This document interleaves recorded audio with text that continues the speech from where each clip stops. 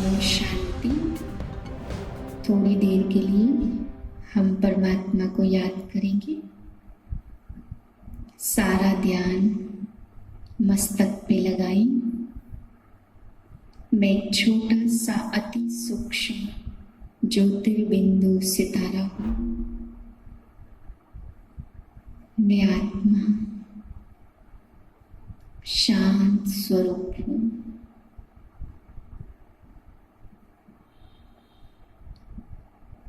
अपने सारे संकल्प शांत कर दें। केवल निज स्वरूप को देखें।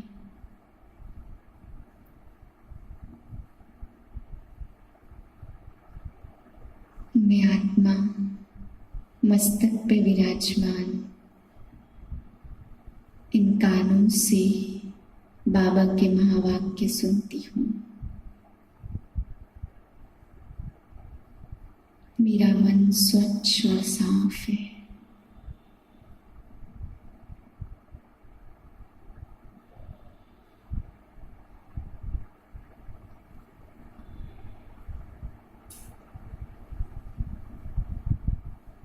अट्ठाईस 7/2020 के महावाक्य हैं। आज बाबा कहते हैं, बच्चे, ये संसार एक नाटक है। इस नाटक में तुम वंडरफुल एक्टर हो। कैसे वंडर है कि कोई भी एक्टर के बदले दूसरा एक्टर इसमें रिप्लेस नहीं हो सकता है। किसी का पार्ट दूसरा नहीं बजा सकता है। अगर कोई बीमार भी है तो भी उसके बदले दूसरा पार्ट बजाए, ऐसा नहीं। उसको बीमारी का ही पार्ट बजाना है, लेकिन बाबा ने कहा पार्ट उसको अपना प्ले करना ही है। कोई भी इस पार्ट से छूट नहीं सकता है और कोई भी पार्ट बदली नहीं हो सकता है। बाप आके इस दुख की दुनिया में तुम्हें इतना श्रेष्ठ ज्ञान देते हैं जो तुम सबसे ऊंच समझदार बन जाते हो। बाबा ने कहा इतने समझदार, इतने ऊंच बनते हो जो सतयुग का गरीब या साधारण प्रजा भी यहाँ के साहूकार से ऊंच है। ऐसी नॉलेज मैं तुम बच्चों को देता हूँ जो तुम ऊंचते ऊंच बनते हो। फिर बाबा ने कहा कि कई बच्चों को माया खिटखिट करती रहती है, माया तंग करती रहती है। तो कैसे बच्चों को माया तंग करती है? बाबा ने कहा जो विचार सागर मंथन नहीं करते, जिनके चिंतन में ज्ञान का चिंतन नहीं चलता, बुद्धि इधर उधर भागती है, तो फिर माया भी उन्हें ही तंग करती है। बाबा ने कहा इंजीनियर है, उसकी बुद्धि में चलेगा ना कैसे कैसे मकान बनाए, कैसे पुल बनाए, क्या करना है, उसी चिंतन ख्यालात में रहेगा। तो तुम बच्चों को भी स्वर्ग बनाना है तो कैसे बनाना है, क्या करना है, उसका चिंतन चलना चाहिए, नहीं तो फिर माया खिटखिट करती है। फिर बाबा ने कहा कि संसार में 3 तरह की नॉलेज है। एक तो है जिस्मानी विद्या जो सभी स्कूलों में जाकर के लेते हैं। दूसरी बाबा ने कहा आध्यात्मिक शास्त्रों की विद्या, जिसको पढ़ करके बड़ी बड़ी डिग्रियां ले लेते हैं लोग, डॉक्टर ऑफ फिलोसॉफी की भी डिग्री ले लेते हैं। लेकिन बाबा ने कहा कितनी भी बड़ी डिग्री ले ले, जो तीसरी नॉलेज है रूहानी नॉलेज, रूहानी विद्या, वह परमात्मा के सिवाय और किसी के पास भी हो नहीं सकती है। तो तुम बच्चों को अभी रूहानी विद्या मिलती है और वो भी परमात्मा के द्वारा। तो यह ज्ञान और किसी के पास हो न सके। फिर बाबा ने कहा कि बच्चे अपनी उन्नति करनी है तो सवेरे सवेरे उठो, एकांत में बैठो, ख्यालात चलाओ, चिंतन चलाओ, विचार सागर मंथन करो, तभी तुम्हारी उन्नति होती रहेगी। मीठे बच्चे, इस बेहद नाटक में तुम वंडरफुल एक्टर हो। यह अनादि नाटक है, इसमें कुछ भी बदली नहीं हो सकता। प्रश्न है बुद्धिमान दूरादेशी बच्चे ही किस गुह्य राज को समझ सकते हैं? उत्तर है मूल वतन से लेकर सारे ड्रामा के आदि मध्य अंत का जो गुह्य राज है वह दूरादेशी बच्चे ही समझ सकते हैं। बीज और झाड़ का सारा ज्ञान उनके उनकी बुद्धि में रहता है। वह जानते हैं बेहद के नाटक में आत्मा रूपी एक्टर जो यह चोला पहनकर पार्ट बजा रही है, इसे सतयुग से लेकर कलयुग तक पार्ट बजाना है। कोई भी एक्टर बीच में वापस जा नहीं सकता। गीत है, तूने रात गवाई सोए के और दिवस गवाया खाई के। ओम शांति। यह बच्चों ने गीत सुना। अब इसमें कोई अक्षर राइट है और रॉन्ग भी है। सुख में तो सिमरन नहीं किया जाता, दुख को भी आना है जरूर। दुख हो तब तो सुख देने के लिए बाप को आना पड़े। मीठे मीठे बच्चों को मालूम है अभी हम सुख धाम के लिए पढ़ रहे हैं, शांति धाम और सुख धाम। पहले मुक्ति और पीछे होती है जीवन मुक्ति। शांति धाम घर है, वहां कोई पार्ट नहीं बजाया जाता। एक्टर्स घर में चले जाते हैं, वहां कोई पार्ट नहीं बजाते। पार्ट स्टेज पर बजाया जाता, यह भी स्टेज है ना। जैसे हद का नाटक होता वैसे ही बेहद का नाटक है। इनके आदि मध्य अंत का राज सिवाय बाप के और कोई समझा न सके। वास्तव में यह यात्रा अथवा युद्ध अक्षर सिर्फ समझाने के काम में लाते हैं, बाकी इसमें युद्ध आदि तो कुछ है नहीं।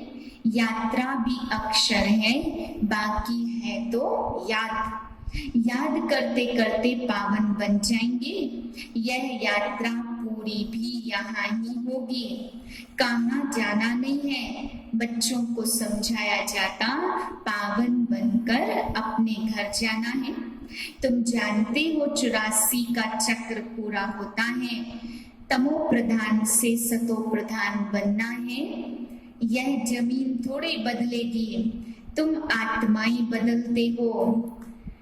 पतित पावन आओ पुकारते हैं, परंतु जानते नहीं कब आते हैं, कौन आते हैं और कैसे पावन बनाते। बाप तुमको इतना समझदार बनाते जो वहां के गरीब भी बहुत ऊंच हैं यहाँ के साहूकारों से। भल कितने भी बड़े बड़े राजाएं थे, धन बहुत था, परंतु हैं तो सब विकारी ना। ऊपर मूल वतन से लेकर सारे ड्रामा का चक्र तुम बच्चों को समझाता हूँ। यह शरीर रूपी चोला है जो पहनकर बहु रूपी पार्ट बजाते रहते हैं। नाम रूप देश फीचर्स आदि बदलते जाते। एक्टर्स को अपनी एक्ट का तो मालूम होता है ना। बाप बच्चों को यह चक्र का राज समझाते, सतयुग से लेकर कलयुग तक आते हैं, फिर जाते हैं, फिर नए सिरे पार्ट बजाते रहते। उनकी डिटेल समझाने में टाइम लगता है। कोई बहुत कट्टर होते, कहते हैं हमको कुछ भी सुनना नहीं है, इसलिए तुम सबको कहते हो यहाँ आकर समझो। कोई तो फिर सुनते भी हैं, कोई लिटरेचर भी लेते हैं, कोई नहीं भी लेते हैं। मनुष्यों को यह भी पता नहीं है कि परमात्मा कैसे आकर के नई दुनिया बनाते। न आत्माएं और कोई जगह बैठ सकती हैं, ऊपर में ब्रह्म तत्व में खड़ी रहती हैं। जैसे स्टार्स आकाश में खड़े रहते, ऐसे आत्मा भी खड़ी रहती है। बल माया की चमक कितनी भी है, परंतु वह है रावण की गोल्डन एज और यह है ईश्वरीय गोल्डन एज। मनुष्य कहते 6-7 वर्षों में इतना अनाज होगा, जो बात मत पूछो। देखो उनका प्लान क्या है और तुम बच्चों का प्लान क्या है। बाप कहते मेरा प्लान है पुरानी दुनिया को नया बनाना, तुम्हारा एक ही प्लान है। जानते हो बाप की श्रीमत पर हम अपना वर्षा ले रहे हैं।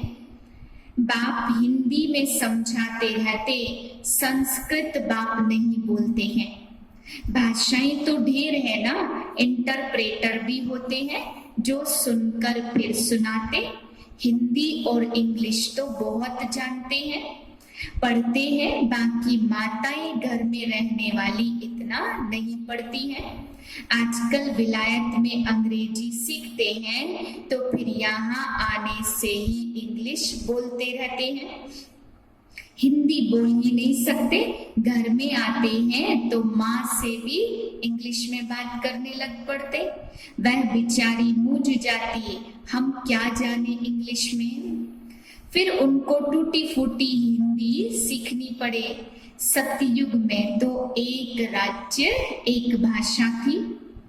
बाप कहते, यहाँ तुम बच्चों को फुर्सत अच्छी रहती है तो सवेरे सवेरे स्नान आदि कर बाहर घूमने फिरने में बड़ा मजा आता। अंदर में यही याद रहे कि हम तो एक्टर्स हैं। बाप कमाई की बड़ी अच्छी युक्ति बताते हैं। बच्चे विचार सागर मंथन नहीं करते तो फिर उनको माया भी तंग करती है, खिटखिट करती रहती। चलते फिरते याद रहे तो माया की खिटखिट समाप्त हो जाए। बाप इतना ऊंच पद पाने के लिए तुमको समझाते। इंजीनियर होगा तो उसका चिंतन चलता होगा ना, कैसे कैसे कार्य करे। आत्मा को हक है वर्षा लेने का, तो बूढ़े बच्चे जवान सबको यह नॉलेज लेनी है।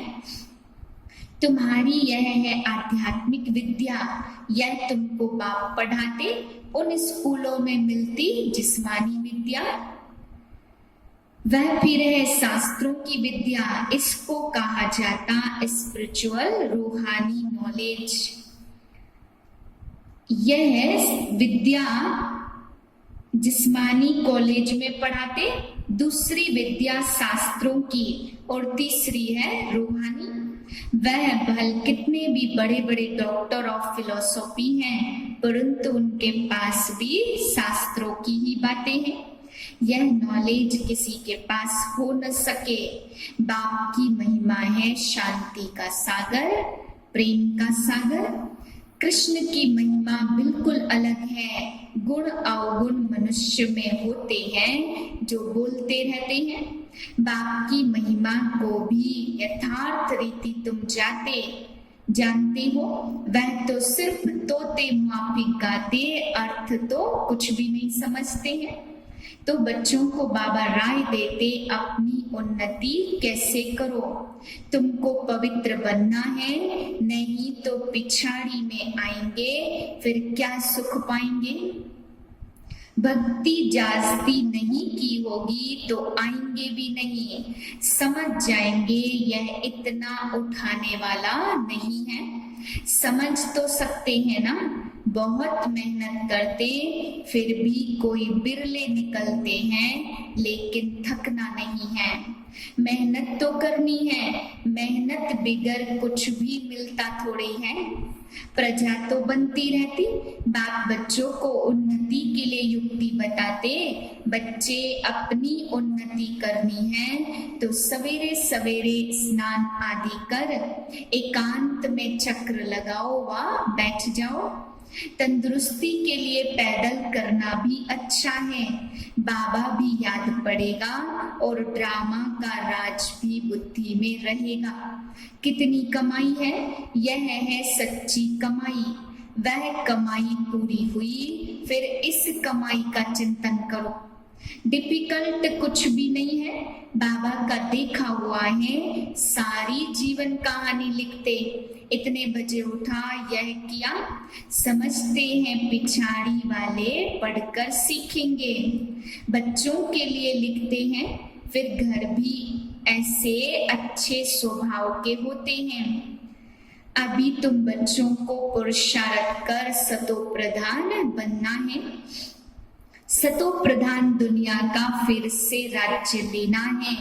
तुम जानते हो कल्प कल्प राज्य लेते हैं और कल्प कल्प गवाते हैं। जल्दी जल्दी पुरुषार्थ करो, शरीर पर भरोसा थोड़ी है। आजकल मौत बहुत इजी हो गया, वहां अमर लोक में ऐसी मृत्यु कब होती नहीं है। यहाँ तो देखो कैसे बैठे बैठे मर जाते हैं। इसलिए अपना पुरुषार्थ करते रहो, जमा करते रहो।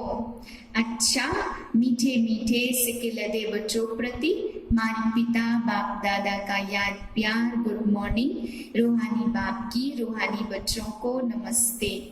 हम रूहानी बच्चों की रूहानी बाप को नमस्ते। धारणा के लिए मुख्य सार है, पहली पॉइंट, बुद्धि को ज्ञान चिंतन में बिजी रखने की आदत डालनी है। जब भी समय मिले एकांत में जाकर विचार सागर मंथन करना है। बाप को याद कर सच्ची कमाई जमा करनी है। दूसरी पॉइंट है, दूरादेशी बनकर इस बेहद के नाटक को यथार्थ रीति समझना है। सभी पाठधारियों के पाठ को साक्षी होकर देखना है। वरदान है, मास्टर ज्ञान सागर बन गुड़ियों का खेल समाप्त करने वाले स्मृति सो समर्थ स्वरूप भव। जैसे भक्ति मार्ग में मूर्ति बनाकर पूजा आदि करते, फिर उन्हें डुबो देते हैं, तो आप उसे गुड़ियों की पूजा कहते हो। ऐसे आपके सामने भी जब कोई निर्जीव असार बातें, ईर्ष्या, अनुमान, आवेश आदि की आती हैं और आप उनका विस्तार कर अनुभव करते या कराते हो कि यहाँ सत्य है, तो यह भी जैसे उनमें प्राण भर देते हो। फिर उन्हें ज्ञान सागर बाप की याद से बीती सो बीती कर स्व उन्नति की लहरों में डुबाते भी हो, लेकिन इसमें भी टाइम तो वेस्ट हो जाता ना। इसलिए पहले से ही मास्टर ज्ञान सागर बन स्मृति सो समर्थी भाव के वरदान से इन गुड़ियों के खेल को समाप्त करो। स्लोगन है, जो समय पर सहयोगी बनते हैं उन्हें एक का पदम गुना फल मिल जाता है। ओम शांति।